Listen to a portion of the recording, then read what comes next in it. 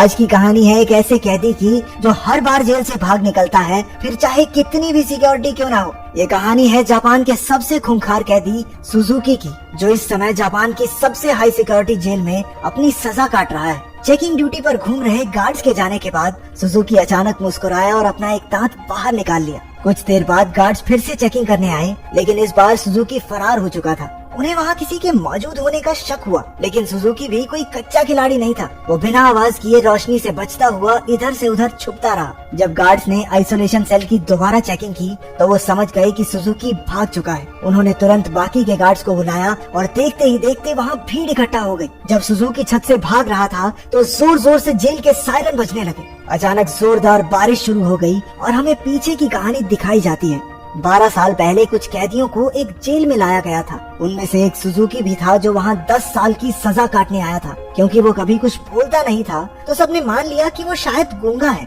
उसकी छाती पर माउंट फिजी का उल्टा टैटू भी था। सुजुकी उस समय भी जेल से भागने के लिए मशहूर था और अब तक 3 बार ऐसा कर चुका था। इसके बाद सुजुकी को एक छोटे से कमरे में लाया गया जहाँ सिर्फ एक रोशनदान था। उसने रोशनदान को ध्यान से देखा। उसके दिमाग में जरूर कुछ चल रहा था। बाहर गार्ड ने जेल के वार्डन मिस्टर कानीमुरा से कहा कि सुजुकी इस बार तो हरगिज नहीं भाग पाएगा, लेकिन जैसे ही उसने शीशे से देखा सुजुकी तो पहले ही गायब हो चुका था। वार्डन ने पूरे शहर को घेरने के ऑर्डर्स दिए ताकि सुजुकी किसी भी हालत में बच न पाए, लेकिन गार्ड्स ने तो उसे 20 ही मिनट में पकड़ लिया। पता नहीं क्यों पर सुजुकी ट्रेन की पटरी पर सीधा भागता जा रहा था। इसके बाद उसे फिर से उसी कमरे में कैद कर दिया गया, लेकिन इस बार उसके हाथों में हथकड़ियां थी। जब एक गार्ड ने अंदर झांक कर देखा तो सुजुकी मुंह पर चादर ओढ़े सो रहा था। गुस्से में उसने सुजुकी को चादर हटाने को कहा क्योंकि वो कोई चांस नहीं लेना चाहते, लेकिन जब बार बार कहने पर भी उसने चादर नहीं हटाई तो गार्ड्स ने मिलकर उसकी बुरी तरह पिटाई की। अगली सुबह वार्डन ने सुजुकी के सारे पुराने रिकॉर्ड्स निकाले। ध्यान से पढ़ने पर उसे पता चला कि जब भी सुजुकी जेल से भागता है तो हर बार वो ट्रेन की पटरी पर ही पकड़ा जाता है। रात को वार्डन गार्ड्स के साथ चेकिंग पर निकला। वो सुजुकी के सेल में पहुंचकर हैरान रह गए क्योंकि उसने किसी तरह अपनी हथकड़ियां खोल दी थी। गुस्से में गार्ड्स ने उसे मारते हुए पूछा, कैसे खोली हथकड़ियां? हाँ, कैसे खोली हथकड़ियां? लेकिन हमेशा की तरह सुजुकी चुप रहा। एक बार फिर से उसकी जमकर धुलाई हुई। एक दिन सुजुकी एक छोटी सी तार से खेल रहा था जिसे किसी तरह छुपाकर वो जेल के अंदर ले आया था। सवाल ये उठता है कि वो इस तार को अंदर लाया कैसे? मुंह में छुपा के? ना, गू में छुपा के। इसी तार की मदद से वो अपनी हथकड़ियां खोलता था। कुछ दिन बाद वार्डन 1 हफ्ते की छुट्टी पर अपने घर चला गया। अब सुजुकी के पास भागने का बहुत अच्छा मौका था। उसने अपनी तार निकाली और ताला खोलने की कोशिश की। जल्द ही वहाँ एक गार्ड चेकिंग के लिए आ गया। उसने झांक कर देखा कि सुजुकी फिर से अपना मुंह ढककर सो रहा था, लेकिन इस बार गार्ड बिना कुछ कहे चला गया। लेकिन असलियत तो ये थी कि सुजुकी अंदर था ही नहीं। वो तो छिपकली बनकर छत से चिपका बैठा था। वो जेल से भागने के लिए सही मौके के इंतजार में था। गार्ड के जाने के बाद वो धीरे धीरे ऊपर तक पहुंच गया। उसने छत की एक खोखली जगह पर मुक्का मारा और वहां से भाग निकला। जब गार्ड्स को पता चला तो उन्होंने तुरंत सायरन बजा दिया। वार्डन को भी खबर पहुंचा दी गई और वो तुरंत जेल के लिए निकल गया। अगली सुबह पुलिस वाले सुजुकी को पकड़ने का प्लान बना रहे थे। तभी वार्डन भी वहां पहुंच गया। उसने कहा कि सारे प्लान छोड़कर सिर्फ एक टीम पास की ट्रेन की पटरियों पर भेज दो। ऑफिसर्स को भी लगा, अरे बुढ़ा हो गया वार्डन, दिमाग सटिया गया इसका। अरे वो पागल थोड़ी है, हर बार सेम जगह जाएगा। लेकिन जब वार्डन ने उन्हें विश्वास दिलाया कि उसे 100% भरोसा है कि सुजुकी वहीं मिलेगा, तो उन्होंने उसकी बात पर भरोसा करके टीम भेज दी और उसकी बात सच भी निकली। सुजुकी को एक बार फिर से ट्रेन की पटरियों पर पकड़ लिया गया। जेल से निकलने में तो ये चाचा चौधरी बन जाता है। कंप्यूटर से तेज दिमाग, बाद में क्या हो जाता है इसे? क्योंकि वार्डन की सूझबूझ की वजह से सुजुकी पकड़ा गया तो उसके काम से खुश होकर उसे प्रमोट कर दिया गया। अब वो एक बड़ा ऑफिसर बन चुका था जो देश की सारी जेलों में जाकर कैदियों की हालत की चेकिंग करता था। उधर सुजुकी एक बार फिर से भाग निकला और फिर से पटरियों पर पकड़ा गया। हर साल उसे एक नई जेल में भेजा जाता जिसमें और ज्यादा टाइट सिक्योरिटी होती, लेकिन वो हर जगह से बचकर निकल जाता था। इसी वजह से मीडिया ने उसे स्टार भगौड़े का खिताब दिया और वो पूरे देश में मशहूर हो गया। 12 साल बाद उसे सेंट्रल जेल में लाया गया। यहाँ वो कड़ी सिक्योरिटी में था क्योंकि 10 गार्ड सिर्फ उसी पर निगरानी रखने के लिए खड़े थे। उसका कमरा भी पूरी तरह सीमेंट से बना था और दरवाजे पर कई ताले थे। ये वही आइसोलेशन सेल है जो हमने कहानी की शुरुआत में देखा था।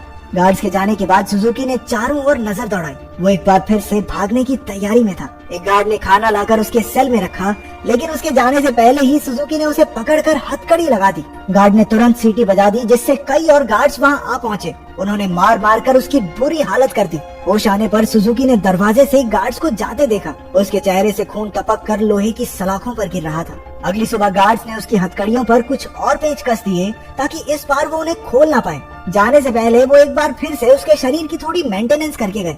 इसी तरह सुजुकी के दिन बीत रहे थे। वो जानबूझकर गार्ड से पंगे लेता, वो उसे मारते और फिर वो अपना खून लोहे की सलाखों पर टपकाता।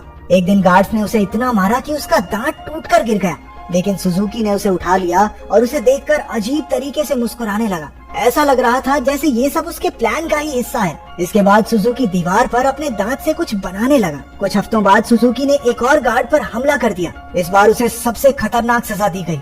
उन्होंने उसे एक लंबी जंजीर से बांधकर ऊपर लटका दिया। 1 साल बीत गया और सुजुकी अभी भी सजा काट रहा था। उसकी हालत बहुत बुरी हो चुकी थी। शरीर सड़ने लगा था और उसके घावों पर कीड़े पड़ चुके थे। आखिरकार उस शाम गार्ड्स ने आकर उसकी जंजीरें खोल दी। पूरे 1 साल बाद उसे चैन की सांस आई थी। उधर पुराना वार्डन मिस्टर कानेमुरा वहाँ की जांच करने पहुँचा। उसने आइसोलेशन सेल में जाकर देखा कि सुजुकी की हालत बहुत खराब थी, लेकिन वो उसे नजरअंदाज करके वहाँ से चला गया। इसके बाद वही रात आई जहाँ से कहानी की शुरुआत हुई थी। जब बाहर बिजली कड़कने लगी तो सुजुकी ने अपने प्लान को अंजाम दिया। उसने अपना दांत निकाला और हथकड़ियों के पेंच खोलने लगा। असल में सुजुकी दीवार पर दांत से कुछ बनाता नहीं था, बल्कि वो तो उसे घिस घिस कर तीखा कर रहा था ताकि उसके इस्तेमाल से पेंच खोल सके। हथकड़ियों से आजाद होकर उसने दरवाजे पर जाकर लोहे की सलाखों को धक्का देना शुरू किया। लगातार खून टपकने की वजह से सलाखों पर जंग लग चुका था। कुछ ही पलों में सलाखें टूट गई और सुजुकी जेल से फरार हो गया। इसके बाद सुजुकी के जन्म की कहानी बताई गई। उसके पैदा होते ही उसकी माँ की मौत हो गई थी और उसका बाप जेल में सड़ रहा था। इसी वजह से वो अपने रिश्तेदारों के घर पला। एक दिन सुजुकी जंगल में प्रैक्टिस कर रहा था जब उसे दूर से एक आदमी आता दिखाई दिया। ये कोई और नहीं, उसका बाप था।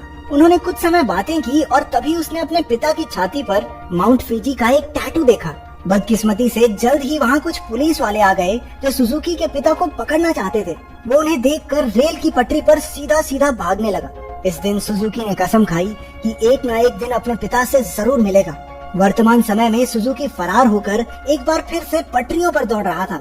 मिस्टर कानीमुरा ने पीछे से उसे रुकने के लिए आवाज दी और हैरानी की बात ये थी कि वो रुक भी गया। कुछ ही देर में गार्ड्स की एक टीम आकर उसे पकड़कर ले गई। देश की सबसे कड़ी सिक्योरिटी की जेल भी सुजुकी को नहीं रोक पाई, इसलिए मिस्टर कानीमुरा ने उसे धरती की सबसे खतरनाक जेल प्रिजन आइल में भेजने के ऑर्डर्स दे दिए। प्रिजन आइल किसी मामूली जेल की तरह नहीं थी। वो समंदर के बीचों बीच बनी थी, जहाँ लगातार तेज बहाव रहता था और सबसे जरूरी बात, वहाँ ट्रेन की पटरी तो बिल्कुल नहीं थी और तो और समंदर शार्क से भरा हुआ था। इसलिए वहाँ से भागकर बच निकलना एकदम नामुमकिन था। जेल के अंदर के हालात भी इतने ही खतरनाक थे। पूरी जेल में चारों ओर हजारों गार्ड्स थे और अगर कोई कैदी भागने की कोशिश करता तो उसे देखते ही गोली मार देने के ऑर्डर्स थे। जब सुजुकी वहाँ पहुँचा तो उसे तुरंत उसके सेल में बंद कर दिया गया। वो कोई कमरा नहीं बल्कि कुछ रॉड्स थी जिन्हें सुजुकी के शरीर के आसपास ऐसे जोड़ दिया गया था जिससे भागना तो दूर, वो हिल डुल भी ना सके। उधर कानीमुरा ने जेल की लाइब्रेरी में जाकर सुजुकी के बारे में जानकारी निकालनी शुरू कर दी। ढूंढने पर उसे कुछ पुरानी फाइल्स मिली जिन्हें वो पढ़ने लगा। उधर जेल में सुजुकी ध्यान लगाकर खड़ा था। हालांकि बाकी लोगों के लिए वहाँ से भागना नामुमकिन था, लेकिन सुजुकी के दिमाग में कुछ तो खिचड़ी पक रही थी। अचानक उसने अपने दोनों कंधों को डिसलोकेट कर लिया और उस छोटी सी जगह से सिकुड़कर धीरे धीरे बाहर निकलने लगा। एक कैदी ने उसे ऐसा करते देख लिया, लेकिन वो इतना नशे में भंड था कि कुछ बोल नहीं पाया। उधर कानीमुरा अभी भी अपनी रिसर्च कर रहा था कि जेल के सायरन बजने लगे। हालांकि परेशान होने की बजाय जेल का वार्डन खुश हो गया, क्योंकि वहाँ से बचकर निकलने का कोई रास्ता था ही नहीं। ऊपर से आज सारे गार्ड्स को एक कैदी को गोली मारने का मौका मिलेगा। मिस्टर कानीमुरा ने उसे समझाने की कोशिश की कि सुजुकी कोई आम कैदी नहीं है, लेकिन वार्डन ने उसकी बात को नजरअंदाज कर दिया। अगली सुबह कई गार्ड्स को बंदूकें देकर पूरे आइलैंड में फैला दिया गया। वार्डन अपने आदमियों को कुछ समझा रहा था कि वहाँ मिस्टर कानीमुरा आ गया। उसने वार्डन को बताया कि सुजुकी असल में अपने बाप को ढूंढने आया है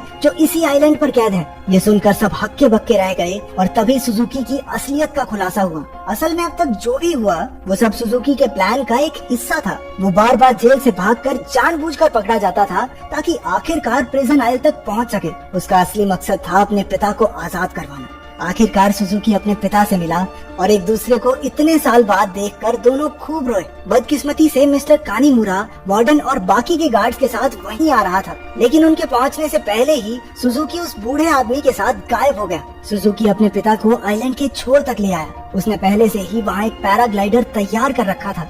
दोनों पैराग्लाइडर पर चढ़े और दूर उड़ गए। दूसरी ओर मिस्टर कानीमुरा ने एक बूढ़े आदमी से बात करने की कोशिश की जो सुजुकी के पिता के साथ ही कैद था।